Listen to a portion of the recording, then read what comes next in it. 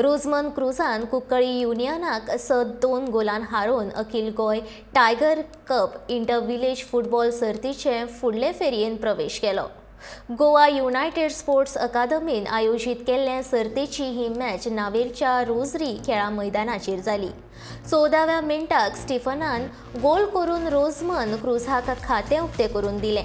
उपरांत 41व्या मिनटाक डेझमनान रोजमन क्रुजाची आघाडी 2-0 गोलान वाडयली।